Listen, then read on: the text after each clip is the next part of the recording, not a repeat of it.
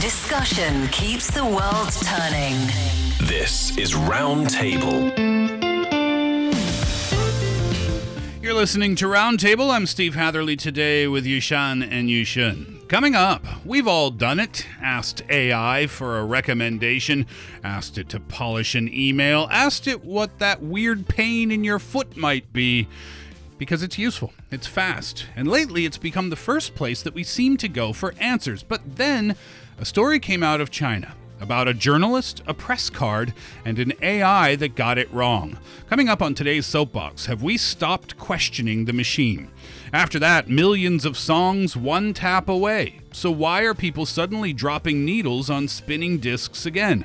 Across Chinese social media, videos of vinyl rituals are going viral, turning an ancient format into a rebellion against digital convenience. You can find us at Roundtable China on Apple Podcasts. Don't forget that. And also don't forget that we love to hear from you. If you would like to send us an email or a voice note, here's how you do it. roundtablepodcast@qq.com. Once again, roundtablepodcast@qq.com. What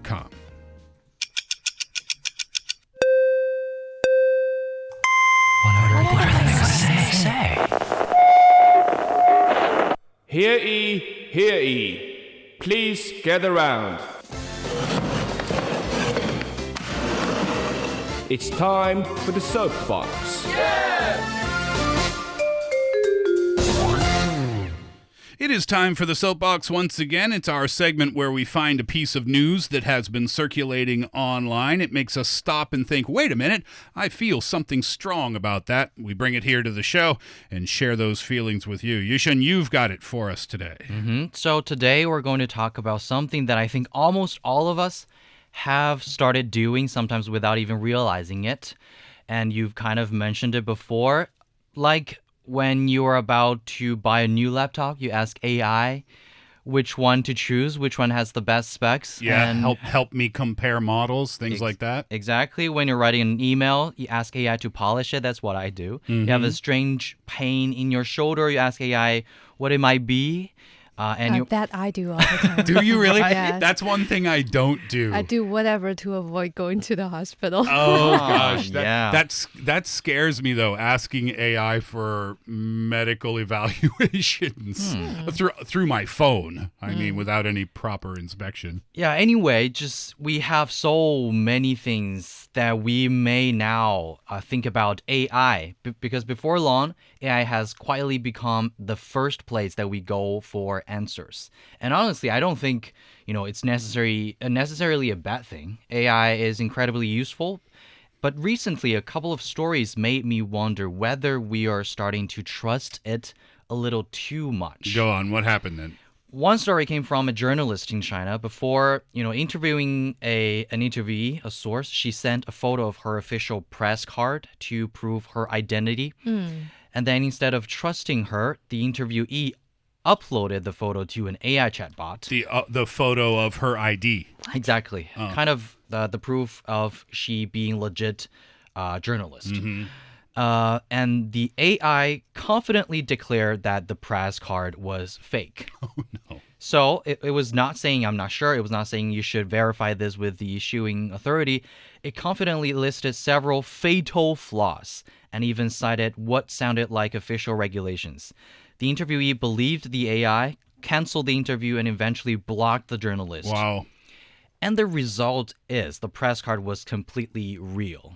It was legit. This was a real journalist. Exactly. Even more surprising, when the journalist challenged the AI, it apologized and then just completely reversed its conclusion. Now saying the press card fully compiled with official standards. And the answer changed in seconds. But the thing is that the interview was already gone. Already canceled. Yeah. Already canceled. Poor lady. Yeah, because the interviewee thought, oh, this is fake. AI told me this pass is fake. I'm going to cancel this interview. I don't know who this person is. And then the journalist challenged the AI and said, wait a minute, this is real. And the AI said, oh, yeah, right, sorry, it is. Yeah, the cost of, giving wrong answers is so low. They will just change the answer and saying sorry and give you another answer that they think is right. So we're not even talking about it as real or not. It's just about AI. They will just give whatever kind of answer that you want. And that's only one example. There are plenty of other examples. Exactly. There have also been reports of AI-generated experts promoting products online. Some videos featured professors, doctors, or researchers who simply just don't exist, and they looked convincing enough that many consumers trusted their recommendations only to discover later that both the expert and the claims were entirely AI generated. Yeah. I think AI now, in my impression, works best for fictional writing. That the given context is completely without factual checking on anything. Yeah. Because if you do that, on the contrary, if you want to fact check things, it's always responding according to how you feel it, according to your tone of asking that question. So I would assume that interviewee perhaps just threw in the picture of that poor journalist's certificate and asked something like with suspicion, like, oh, I don't think this is real. Is this real? You're exactly what you say is exactly how I feel about this too, because you're leading the AI. I think in a courtroom they might call that leading the witness. Oh, When a lawyer does that, Yeah. they'll ask their question in a suggestive type of manner. It's the same thing. That person may have said, I don't think this is real. What do you think? Well, you've already told the AI how you feel about it, and I've experienced that more often than not, Yushan, where it won't disagree with what I said. It'll just find evidence to support that I am right. It's a huge complaint about AI Yeah. that it becomes a yes person. Yes, no, it's not a person. A yes machine. It just wants to agree with you all the time. And another thing is that they are just being so confident. They give you proofs. They give you evidence showing that, okay, this is something that you should believe in.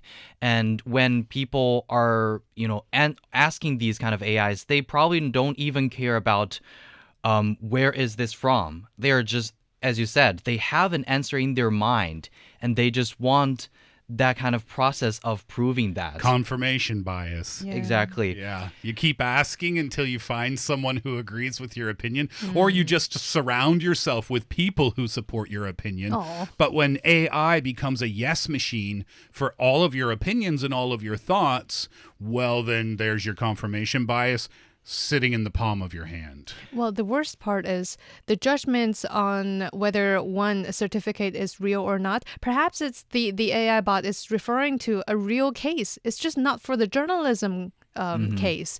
It's just trying to support your assumption in ways in the quote-unquote evidence that it can find, and just being put onto the wrong place. And sometimes people will just believe that is the case for this particular encounter I'm having with this specific person, and that's where the real conflicts in real life start to engage. But in this case, yes, we are talking about a lot of, how AI can be so hallucinated, how they can give you very convincing answers that they just made up. But the thing is that should we even, ask questions like this in the first place? So is it really the problem of the AI or the problem of people who are asking questions? You mean that we're asking in the wrong way? Or we're asking the wrong subject? Right. This is, of course, something that we may need some very, very professional knowledge in. Yeah. But this kind of question is also, you need to be very, very clear on, okay, is the picture clear enough? Is the information in this clear enough? Is the question clear enough? These are all the things that can decide what kind of answer that you can get. Well, I think it's a little bit different now because it seems like AI has become the ultimate authority. Whereas in the past, if you wanted to know something, you would put in your search into a search engine. Yeah. And then if you found quickly the answer you were looking for, great. But if you didn't, then you had to keep digging a little bit until you found something that was probably from a reputable source. If it wasn't from a reputable source, let's say it was from a blog post, well, you, with your own eyes, could see this is from a blog post. This is just a person's opinion. I don't know if I should believe that or not. Usually by that time, I will copy and paste that piece of information from the blog post back to that search engine and ask, are there any other source that agrees to this? Great. But think about how many steps that is. Yeah. And think about how many steps AI eliminates. Right. And think about how definitively AI answers our questions with such confidence. My wife asks me sometimes, Steve, when I ask you things about, what are your 3 favorite things in this house, for example, I say, oh, well, I really love our TV and I love our oven and, of course, you. She said, why am I third? And I said, oh, well, in Canadian culture, we list our favorite thing as the final and third thing. That's Very just smart. Very definitive. Total lie. Oh, wow. Obviously, she's my favorite thing, but I was just answering the question quickly. I know. But to get out of it, I made up a story. I feel like that's what AI does a lot of the time. Yeah, as well. just when you're being very, very definitive and confident, people will believe that you're saying the truth. Yeah. And, of course, as you said, when we're using search engines, this kind of process forced us to think by ourselves. But now when we're using AI chatbots, they just give you directly a perfect answer that you want. Yeah, independent thought is not something that human beings are a fan of these days, it seems.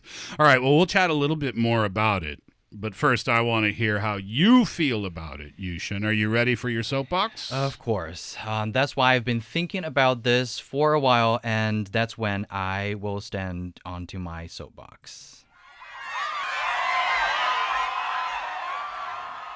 What struck me most about these stories wasn't that, AI got something wrong or they were answering the wrong answer and then an hallucination. Humans get things wrong all the time. What surprised me was how quickly we were willing to stop thinking for ourselves. One thing I've noticed is that AI is becoming less like a search engine and more like that, the friend who always has an answer. The problem is that friend never says, I don't know. Instead, AI almost always gives you something. And because the answer is so well written, so logical, so confident, it's incredibly tempting to assume that it's true. But confidence has never been proof. In fact, some of the smartest people I've met are also the quickest to admit uncertainty. They ask questions, they double check, they change their minds when new evidence appears. And maybe that's something AI and all of us could learn. I still use AI almost every day. I probably always will because I can basically not live without it. It helps me write, organize ideas, and learn faster. But I think we've started asking AI not only for information, but for judgment now. And that's a kind of subtle difference. Technology has always been about extending human abilities, not replacing human thinking. So perhaps the real challenge in the age of AI isn't just building smarter machines. It's making sure we don't become less thoughtful humans. Because maybe the most important question isn't whether AI can think like us. It's whether we will continue thinking for ourselves. Yeah, well said there. Don't forget to stop thinking for yourself. Yeah. I said before, Yushan, I don't ask it for, because I have a relationship with ChatGPT. I've talked about it on the show before. How so? Well, it's kind of like my gym guide and trainer and stuff like that, in a way, right? But the thought crossed my mind, I want to be careful how much I share with this. Like, that thought actually went through my brain. I don't want to tell this thing too much about me or about my life. And that's why when you said you ask it for medical advice, I was like, because that's one of the places that I won't go with it. But isn't that where this is all heading? Our data being kind of known or recorded, and if not somewhere in some data center, maybe in southwestern China, an avatar of me is being built in those giant boxes of computers. And somehow I don't find that intriguing, or I don't find it absurd or making me feel uncomfortable. I just feel like It is what it is. Okay. Yeah. It is still the stage that we're trading our privacy kind of to have a more convenient service you can get. Of course, when you feed more personal information that you can feed to the AI, they will give you a more personalized and customized answer that you can get, knowing who you are, where you're located, where you're going, what kind of health status that you are having right now. But is that what you want? Or that's the question that we may have when we're first have the mobile payment. Do you want to trade your fingerprint with these kind of platforms so that you can have a more convenient payment? Good comparison. Yeah. It's just still we are in the period of coping with the whole development of AI. Yeah. It's fine to ask. It's fine to get advice. But if it's important, then double check and maybe triple check to verify that it's correct, because it's wrong all the time. You're listening to Roundtable, and coming up next, despite the ease and simplicity of streaming music these days, many people are still enjoying vinyl. Looking for passion? How about fiery debate? Want to hear about current events in China from different perspectives? Then tune in to Roundtable, where East meets West and understanding is the goal. For many people in China and, of course, around the world, listening to music means opening up your app and streaming it through your phone. But there are other ways to do it, too, which makes me very happy to talk about this today. You get on platforms like Bilibili and Xiaohongshu these days videos of people carefully placing a record onto a turntable, lowering the needle, and then that little scratch. Yeah. That beautiful, beautiful scratchy sound that you hear and can only hear from a vinyl record. It's become a thing in China's online social scenes, and everybody's doing it these days. I can't believe I've never encountered a real vinyl before. You've never held one in your hands? No, I held one in my hand, but did never really encounter one disc being played on one of those machines and have those little Needle glitching on it. sound. Yeah, Yep. the needle on it and stuff. I always encounter like the fake props. Yes. Not the real ones. But I'm fading out from this whole trend because according to the International Federation of the Phonographic Industry, the IFPI, the global physical recorded music revenue grew 8% in 2025, with vinyl sales increasing by 13.7%. Yep. And that covers the US, the UK, and France. They all recorded their highest vinyl revenue since the format's model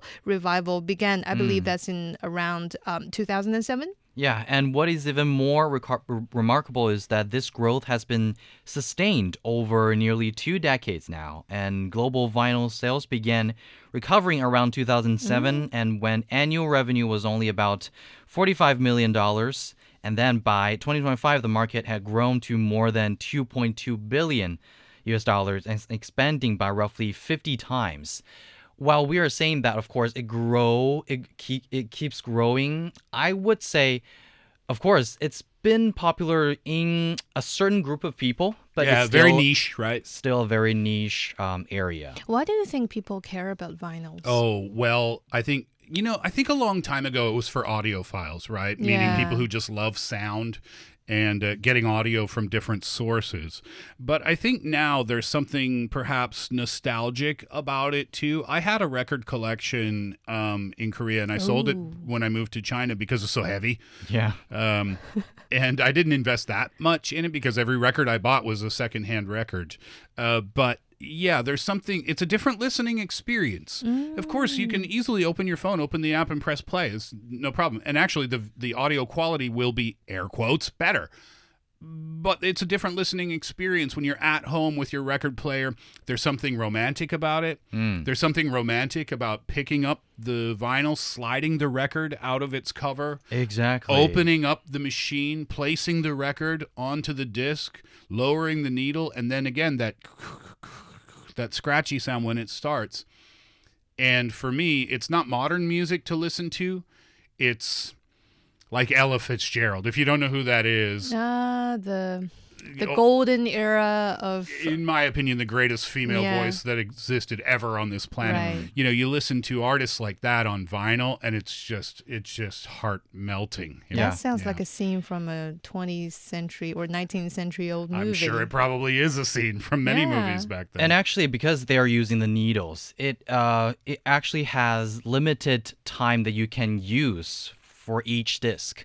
So, of course, it's about that kind of special and unique ritual you will have every time that you pull out the disc and listen to the music. It is also, I think nowadays, when we're saying that why it is keeping rising and more and more people are buying it, it is also in the contemporary music industry now. The most popular singers, bands, they are also still publishing the vinyl version of their records. Yeah. And a lot of people are buying them, different versions of their different albums, different colors, different forms of the vinyls, even have liquid inside, different colors. Make them look cool. Exactly. And you can have so many different colors, green, purple, and maybe even sparkle things inside. You were telling us before the mics turned on today that you used to see a lot of vinyl shops around in your hometown when you were young. Yeah, they're not like specific vinyl shops, but, for record shops. Yeah, CDs, cassettes, stuff like that. Yeah. That's DVD. around our generation when we were young. Yeah, when I was a kid, you can just rent a DVD or CD from these shops and listen to it, watch the films, and then return it back and maybe for exchanging another one. So this is kind of a culture that maybe stayed in that time, but part of it still stayed in the streets. And I think the idea about, like, for me, the interpretation of CDs is probably closer to that for you, for vinyls for you, Steve. So when I listen to CD, I listen to the first song to perhaps the 12th song or the 12th piece of that music composition. So it's about the holistic experience of going through that whole album. Yeah. And following the flow of why this is sequeled in this particular way. Yes. And that's something that streaming music, playing on whatever music app you do nowadays, cannot replace. Sure. I mean, there's a huge discussion about that in the music industry too, and that's a separate issue. There's a complaint that artists don't make great albums anymore. They make great singles. Because that's what, and this is a whole hot debate on the internet about how that's what record executives are looking for. They're looking for a hit.